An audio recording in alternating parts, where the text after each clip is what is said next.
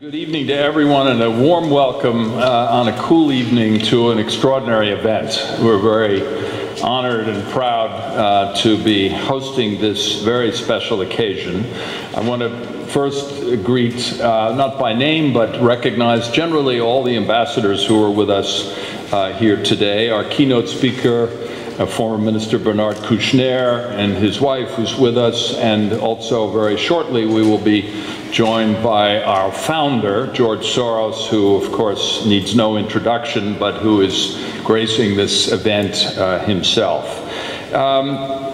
This is a very special evening as we dedicate these remarkable archives, which are a treasure at the center of Central Europe and in many ways at the center of Europe, in honor of two of the great friends of our university and of Hungary, Ambassador Donald and Vera Blinken. So if we could just begin the evening by thanking them. Please join me.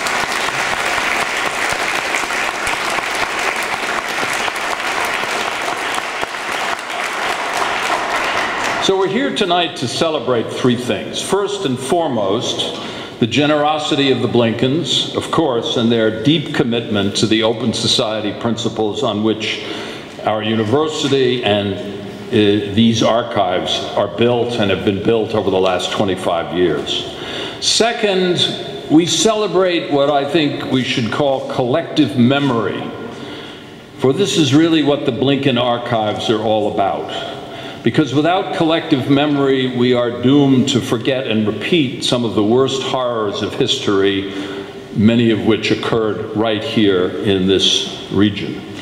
Third, we celebrate CEU's success in Hungary as an international asset that can draw the support of international figures like the Blinkens, both of whom, of course, have deep roots themselves in this country. Vera, by your birth and as a refugee, and Donald as U.S. ambassador from 1994 to 97. So today our university is on the front lines of a great debate over the values of open society. What do they mean? What we teach our students about the lessons of history will in many ways determine whether these values can survive. With their gifts, I think the Blinkens are assuring that we at CEU and here in the Blinken Open Society archives will continue to teach these lessons for generations to come. And at the core of CEU's mission are 6 principles: the pursuit of truth, an honest relationship with history, respect for the dignity of individuals and groups, freedom of thought and speech and expression, the rule of law, and perhaps most important, a challenge to conventional wisdom. Now, a quarter of a century ago, I think as we all know, these principles brought down the Berlin Wall, liberated Central and Eastern Europe, and inspired the founding of CEU by George Soros, Arpad Gunch, who sadly passed away 2 weeks ago, Václav Havel, and other great leaders of this region. And these principles led to the creation of what we are now dedicating here tonight as the Vera and Donald Blinken Open Society Archives.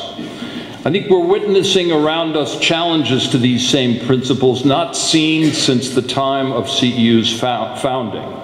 But I'm very proud to say that more than 13,000 CEU graduates acting in 149 countries are working every day in the face of these challenges to help refugees, to lead democratic governments, to reform economies, to run universities, to manage businesses, to defend human rights, to fight corruption, and to build a better world.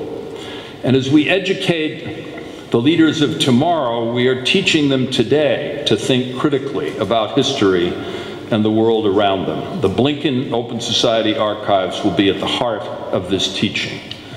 So I'm now delighted to turn the microphone and these further proceedings over to Istvan Rev, of course, the director of the Open Society now Blinken Open Society Archives, who is a CEU professor of history and political science and one of the founding members of the university's faculty. Istvan, you're a good friend and a great leader of this wonderful institution which we celebrate here tonight.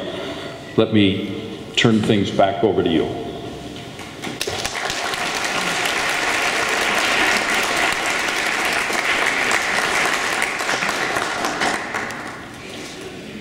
Thank you. Allow me to be very short. It is an important day in the life of this small but not insignificant institution. We have just signed half an hour ago a document with Radio Free Europe, Radio Liberty, that potentially increases our holdings of both the Cold War era and recent history, adding crucial documents to our archive. And we receive today a very large gift, which is not only not a small step for us, but a big step for countless others, for everybody who is not indifferent to our common past, our history, those who want to understand how we ended up here on this shore, where we happen to be as a result of our contingent histories. Those can be reassured, or shattered in their convictions here. Since we are also one of the largest human rights archives in the world, and so the custodians of archives that testify about very bad times, those who want to understand what atrocities, horrors, and what monstrosities humans are capable of, how we are sometimes able also avoiding them, can learn from our common past. One can find here testimonies of despair and also of hope. The first interviews conducted by the Nobel laureate Svetlana Alexievich with the victims and persons responsible for the Chernobyl catastrophe. Oral histories by victims and perpetrators of the Maoist guerrilla war in Nepal, or by recent refugees on their desperate flight from the Middle East. We have documents under our care that can convince us about the crucial importance of our common civilizational values, but also documents that show how easy and how irresponsible, how dangerous it is to betray them, those values. In the face of demagoguery, we have facts on the record. Vera Blinken knows from her personal life experience both the ups and downs of recent history in this part of the world and the importance of solidarity, openness, and the meaning of help in difficult times. Donald Blinken knows the world not only as an ambassador at a crucial moment here, but also as a man of the world, as the former Secretary General of the World Federation of United Nations Associations. This is not the usual gift that a grateful and successful alumna or alumnus offers to the alma mater.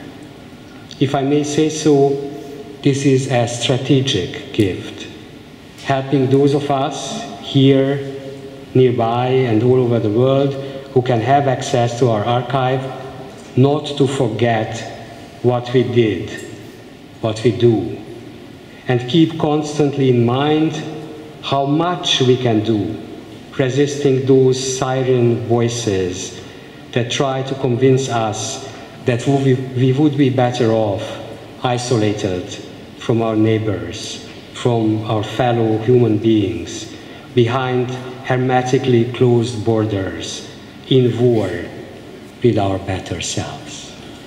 Thank you very much, Vera and Donald.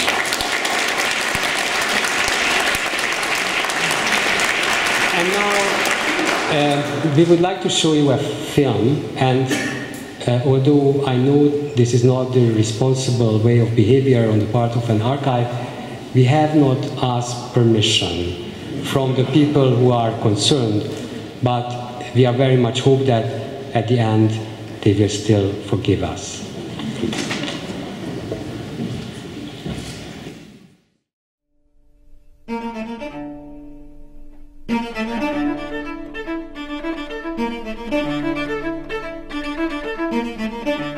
Nothing much happened except Vera spent 4 or 5 days, mostly in tears, visiting some of the old haunts that she remembered as a very small child. Apám értette, hogy mi a veszély, és amikor a németek bejöttek, ő rögtön elkezdett szervezkedni, álpapírokkal éltük át. Holland utca, mert ez Holland utca volt annak idején. Még az is, ma is. Szóval itt a Holland utcában volt az első lakásom.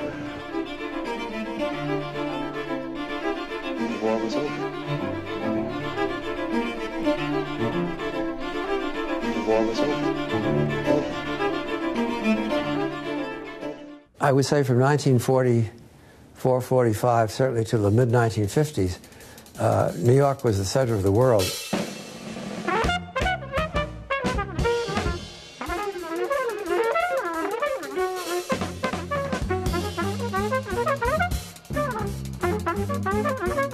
With Pollock, de Kooning, Rothko. The New York School was on its own. Great dealers emerged. It was a place that was very, very vibrant. The following year, by a series of coincidences, we met the then American ambassador to Budapest, Mark Palmer. We met him at George Soros' house in Southampton, of all places. And in 1988, on the way back from a trip to Moscow for State University, we stopped off in Budapest again. And this time, something happened to really capture particularly Vera's interest and attention. She saw what was going on with refugees. She saw how terrible the Hungarian diet was at the time, and determined when we got back to New York to try to do something about it. She formed a foundation to work with the Hungarians on nutrition and other problems, underwrote the first Peace Corps conference in Central and Eastern Europe, which took place in Hungary in 1989, and I got the State University of New York, which I was then chairing, to introduce a business program and an English training program at some of the Budapest universities. So we became very much involved, I would say, as civilians in the situation in Hungary. I just happen to think, and Vera thinks as well, that if you accept an appointment as an ambassador, particularly if you're a political appointee, not a career person, you have an obligation to take it seriously or not take it at all. Too many people over the years have accepted appointments as ambassadors, go abroad for a year or so, then come back and do nothing, but it looks nice in their resume. We didn't feel that way. We felt that we could really make a difference, and making a difference gave us a lot of satisfaction. So that I think Hungary is the right place for us at the right time, which might not have been true in some other country. Anyway, the book, as Vera suggested, is our sort of tribute to the time we spent here, how we got here, what we tried to do. It's not an official history of Hungary. It's not a foreign policy treatise. It's rather our impressions of what life was like here, what we did, the people we met, the problems we faced. Hungary in the 1990s was a very special place. It still is, but it was very special then because the door had been opened to all kinds of promise, both politically, economically, and culturally. And at the time, the American embassy, the American ambassador, and the United States, which I represented, played, I think, an important role because Hungary was looking for guidance, was looking for a path. We tried to help steer Hungary to the path that we thought would be best for it as well as for the United States.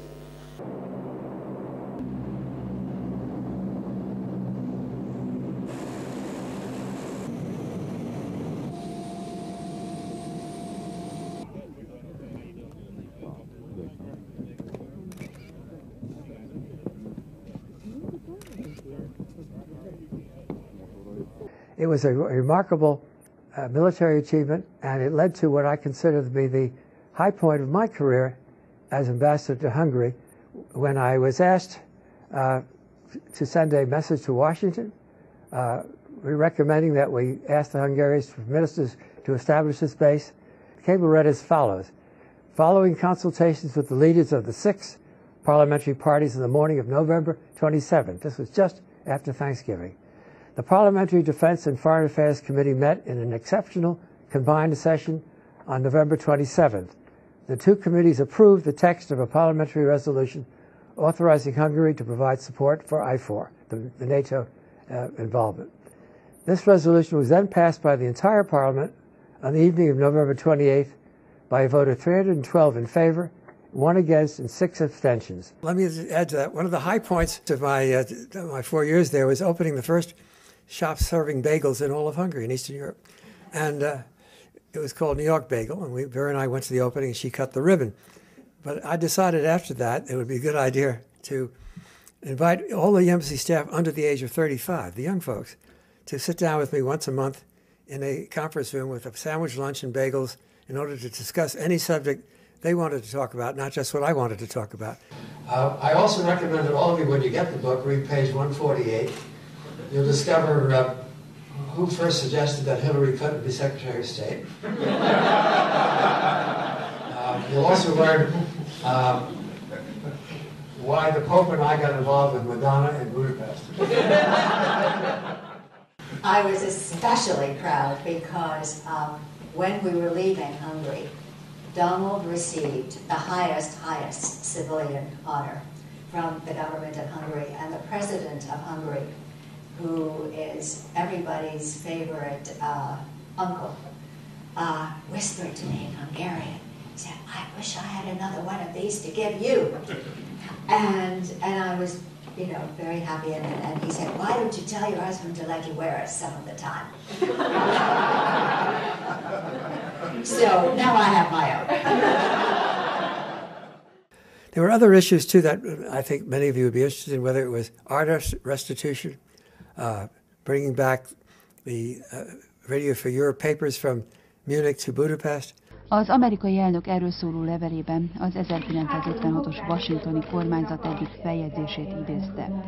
Ez szerint a Szabad Európa Rádió bár túllépett szerepén, de október 23-a előtt nem buzdította a magyarokat a forradalomra. It's a privilege to be in this wonderful building. This is a remarkable place.